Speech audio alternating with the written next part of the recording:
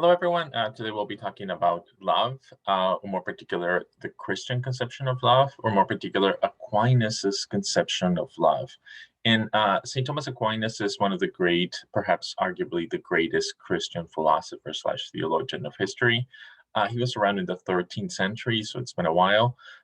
The article we're going to be looking at is actually by Eleanor Stump. She's a contemporary Aquinas scholar, but she presents Aquinas' view, and she contrasts Aquinas' views with other contemporary main accounts of the nature of love. So it is really the Aquinas' conception of love as a manifestation of Christian conception of love that we're going to be looking at. And importantly for our purposes, Aquinas' account is an account of all of love. So it's a love as a way of humans relating to God, spouses relating to each other, parents relating to children, friends relating to each other, and perhaps even like humans relating to other humans in general, this kind of like basic human interaction. There's a unifying theme amongst all of those relationships that makes those relationships good. And according to Aquinas, the unifying theme is love. In fact, it is the same nature of love that unifies all of these relationships. So it's a pretty ambitious conception of the nature of love. A few points for setup is that we're going to be using the word lover. And to say that someone is a lover, and some people nowadays mean, oh, they're engaging in sexual activity with someone else. And that's not quite what Aquinas means. What Aquinas means is someone's a lover if they love someone else. The person who is being loved is the beloved. The person who is doing the loving is the lover. And when all goes well, the lover and the beloved, the love is reciprocal. So one loves the other, so it's the lover of the other one and the beloved as well. But that need not be the case, as we're all painfully aware. We can love someone and they need not love us back. And yet there's the loving relationship, that there's the lover and then there's the beloved. So we'll be talking about the nature of love via the lover, he who loves someone else, what love looks like through the perspective of the lover. And the final note for preparation point is that a lot of people nowadays think of love as a feeling, as a sentiment, and that's not Aquinas' view, and that's not the Christian way of thinking, at least the mainstream Christian way of thinking. There is such a thing as the feeling of love or the joy of love, but that is not love. That is a feeling or joy that presupposes love, which is something else. It's something like the satisfaction or the attainment of the thing that is love. You must be in love for you to experience the joy of love, but the being in love is something that is prior to that, that is presupposed by the joy or experience of the pleasure of love. So the feeling of love is not equated with love, but rather is the feeling that arises out of being in love. So they're different things, and we'll look at the accounts more carefully. Um, so the article begins by looking at two different accounts of contemporary accounts, popular accounts about the nature of love. And they're not the Christian, they're not the Thomistic account, though they're not incompatible with Christian thinking, but they're just not the Thomistic account of the nature of love. And they're both ambitious. They both want to capture all of the examples of love, like parents, spouses, friends, and so on. In the first one is the claim that love is the appropriate response to the lovable characteristics of the beloved.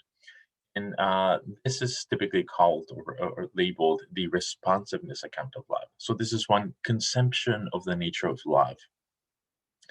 And it claims that love, the nature of love, what it is to be in love, is for the lover. So love is the lover's adequate response to the lovable characteristics of the beloved. Notice that this is not a feeling, right? It's a response to something in the world, the lovable characteristics of the beloved. And there's something attractive in this picture. There's something that recommends this picture as the right conception of love. Part of the story here is that there are intrinsic characteristics of the beloved, which the lover finds particularly attractive. And if you talk to someone who claims to be in love and you ask them, oh, are you in love? Why do you love someone? Or something like that. You broach the conversation of the nature of love. At one point, the lover is going to list is going to give you a list of characteristics of the beloved. It's going to tell you why he loves or she loves the beloved. And this is exactly what this account claims. This account claims that there's a list of characteristics that the beloved possesses. And to love the beloved is for the lovers to recognize and then respond appropriately to those lovable characteristics. Um, so those lovable characteristics engendered or cause or bring about the love of the lover.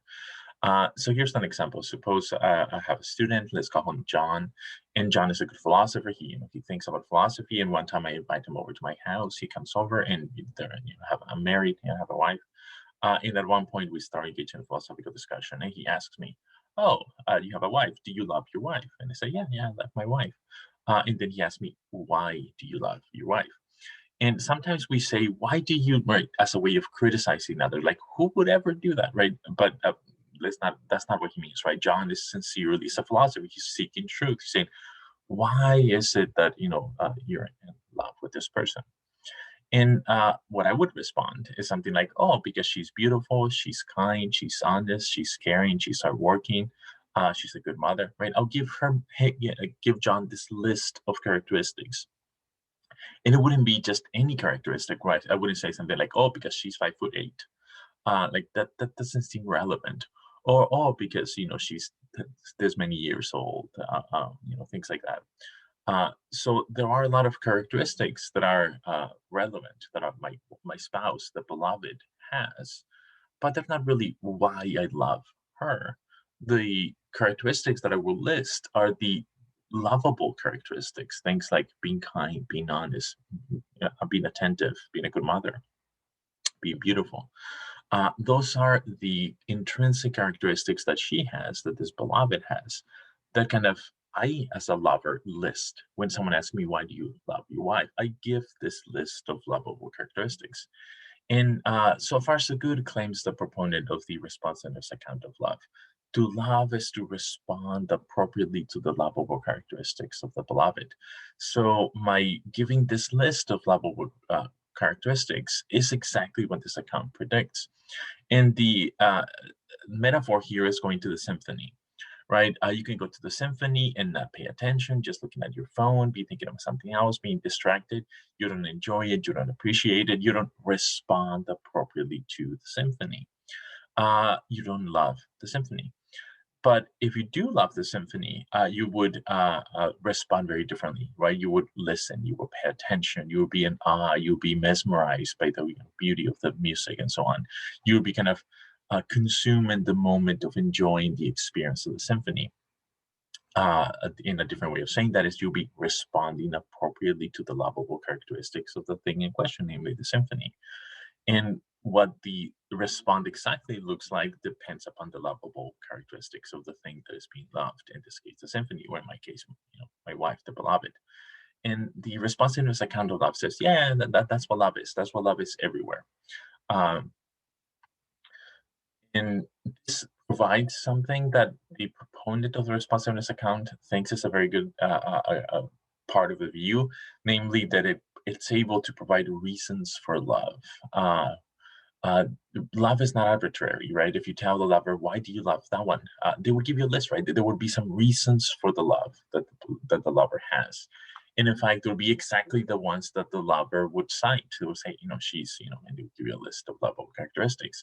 So one of the benefits of this view is that it has a credible account of reasons for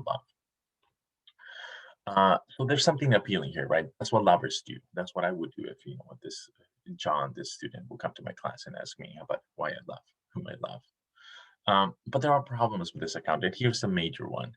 Uh, if the if love just is a lovable character, it responds to lovable characteristics, it seems that a lover would be perfectly fine with substituting the beloved. So if I'm a lover of symphonies and there's a great symphony coming up and I, signed up, put my ticket, I'm ready to go because I love it. But then it turns out for some reason that it's canceled, but then another one shows up. I'm like, oh, then never mind. I'll just go to that one, right? And it seems that in the case of the symphony, that might be perfectly fine, right? That's what I'm doing with symphonies, right? I just allowing that one. I couldn't take it. Well, I'll take something else.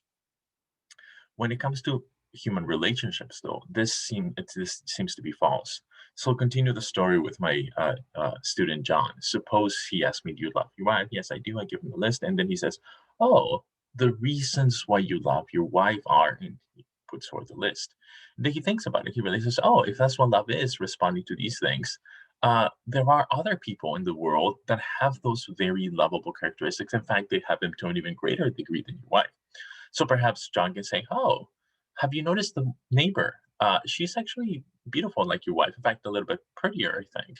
She's also honest like your wife. In fact, a little bit more honest. She's also, kind and attentive and so on." So John can justifiably point to other people in the world that have the very same lovable characteristics that my beloved has to an equal or even greater degree. Now, if my love just were the appropriate response to those level characteristics, it seems that I would naturally move on to the other beloved that has the greater level characteristics. So if I were to respond to John by saying something like, "Oh, I had not noticed the neighbor. Thank you for letting me know. I'll check her out." Right? If I were to respond something along those lines, here's what John would know: I don't really love my wife. Why? It's hard to say, but here's what Stump says. There's this hallmark of love. And this hallmark is that the beloved is irreplaceable. I am perfectly aware that there are other people out there that have the same characteristics that my beloved has, to an even greater degree, at least some of them. And yet, I, as a true lover, do not feel tempted at all to replace the beloved. If I were to feel tempted to replace the beloved with those that have even great characteristics, I would cease to be a love. My love would be deficient, or perhaps it would be love at all. A mark of true love is that once you love someone, uh, you don't want to just replace them. Like, not if you love them. And that's the hallmark of love. And the responsiveness account of love fails to make sense of that. According to this account of love, the responsiveness account of love, swapping beloveds because they have greater characteristics will be the natural thing to do. And yet, if you know about love, you know that that's not the case. He who does that does not love the beloved. Is using the beloved in some strange way, some non-loving way. The second objection is related to the first objection, is that if love just is appropriate response to the lovable characteristics of the beloved, then the intensity of the love will co-vary with the degree of those valuable properties. So my wife and I met dancing, so we became dance partners first. We did ballroom dancing. One of the things that attracted me about her early on was that she was a great dancer. She was a wonderful dancer. I loved to see her dance. I loved to dance with her. The older we got, the less we practice, the less our dancing skills have become. The worse our dancing skills are. So one of the things that attracted me about her how good of a dancer she was, she no longer has. She's a lot worse dancer. When we try now, it's just not as impressive as it used to be. If my love just were just a response to the lovable characteristics, namely how well she dances, the account implies that I should love her less because she dances less well now. But yet that seems contrary to the nature of love. No, no, no. I shouldn't. Why should I love her less? For me, because she dances less well. It seems that once you love someone, even if those characteristics fluctuate, and they inevitably do, because we change through time, the love does not fluctuate in this like in the same way in which those characteristics do. And yet, this account seems to imply that. So much the worse for this account. And here's what Stump says: we do not love our children more than the children of other people because we believe our children are better than the other children are. I mean, some parents say those things, but they cannot possibly believe it. Of course, the children are not better. I mean, they may be better than some other kids, but they're certainly not the best kids. And crucially, Parents that truly love their children do not love them because they're better at, different things like playing the piano or whatever. They love them, it's hard to say why, but not because of those things. Love is not grounded purely or exclusively in the intensity of the lovable characteristics of the beloved. That seems correct if you know about love, and therefore the response in this account is mistaken. Uh, there's a second main account, again, not Aquinas' account. Aquinas' account is going to kind of put together both of these accounts, the responsiveness and the volitional account, and bring both of those, like the beauties or the merits of both accounts, and avoid the deficiencies of both accounts. But here's a second account, which again is not Aquinas', and is the volitional account of love. In this account says, the nature of love, what love is the lover's voluntary commitment to the beloved. The first account, responsiveness account, it's all about the intrinsic lovable characteristics of the beloved and responding appropriately to those. The volitional account is all about the voluntary commitment of the lover, so the lover. So there's also some benefits here. This captures the case of the good mother, and also captures something like the essence of marriage. Uh, Marriage seems to enshrine this particular idea that one commits to another person. And part of the marriage vows are something like in goodness, in good and the bad, in sickness and in health, and things like that, right? And part of the commitment there is that I will stay with you, commit to forming a relationship with you, not merely because I feel butterflies in my stomach now, and to the extent that I feel butterflies in my stomach, I'll continue doing this. That's not at all what marriage is, right? Marriage is this voluntary commitment to a person, to forming a relationship, a loving relationship. And there's this will, there's this voluntary commitment that is driving, that intentionally, like, built into it, is that is it the commitment is going to kind of endure even, bad cases or cases of suffering or cases of illnesses and diseases and things like that. So how do we make sense of marriage as a loving institution? It's by the voluntary commitment of both people. It's voluntary commitment of the lovers, uh, that is kind of independent from the intrinsic characteristics of the beloveds. So it's kind of the opposite extreme. And if you know about Plato's Euthyphro dilemma, it's a main dilemma. We can apply this dilemma here, right? So here's the question: does the lover love the beloved because she is lovable? Or is she lovable because the lover loves her? The responsiveness account takes the first part.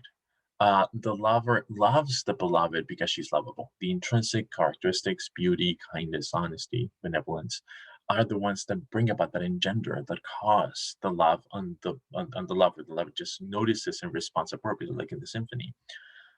The volitional account takes the other horn, takes the second option, the thing that follows after the or.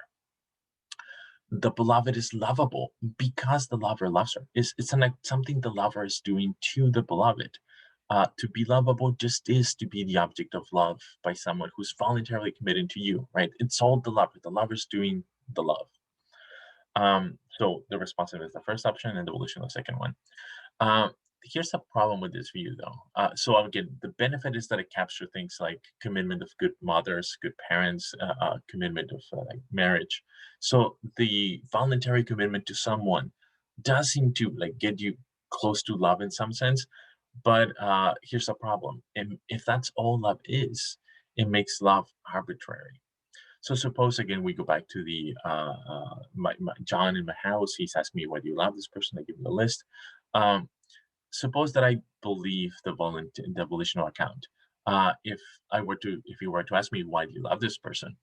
Uh, the response that the volitional account would have me say is something like, because I have chosen voluntarily to commit to her. I love her because I've chosen to commit to her. That is the ground for my love. Those are the reasons for my love. And then John is a good philosopher. He's thinking about this. He wants to know what love is so he can be a good lover and so on. And he notices something. My description of why I love my wife didn't really talk about my wife. It was all about me, right? I said, I love her because I chose to commit to her. Uh, so he notices, wait a minute, like that doesn't really make any reference to her or to her qualities or to who she is or what she has done. It seems that you could have easily selected someone else. It's, you're the one who's doing it all, right? You're the one who's grounding your love. You could have chosen someone else. And if the volitional account is correct, that just follows. There is no reason for loving someone where the reason is grounded in the beloved. It's so about the lover, and that makes love arbitrary. And my wife would not, like, a beloved would not be happy to hear, "I love you, but it has nothing to do with you. I just chose you." And it was me. I'm the one choosing, and I had no reason grounded in you. So this account has no space for reasons for love, at least not reasons that are grounded in the beloved. And no beloved will feel loved by being told that they're loved, but not because of anything they are or do or have done. That feels like, I don't know. It's hard to say why it's wrong, but this seems wrong. The love should be grounded, at least in part, in the intrinsic characteristics of the beloved, and the volitional account dismisses that. Here's a quote from Stump. Since there is nothing about the particular person he loves, which is the reason for his love, there's also no reason why he should have loved her rather than anyone else. Um, if all love is just the voluntary commitment of the lover towards the beloved, which is independent from any characteristic of the beloved, then the lover could have easily chosen anyone else. And if that's the case, it makes the beloved feel unloved. And if that is the case, which it is, then it seems to be a serious problem with the volitional account, because accounts of love should not make beloveds feel unloved, right? It shows that there's a deficiency in the account. Uh, Aquinas's account is going to unify both of these accounts in different ways. It's going to exploit some of the advantages and do away with some of the deficiencies. But we'll talk about that next time. See ya.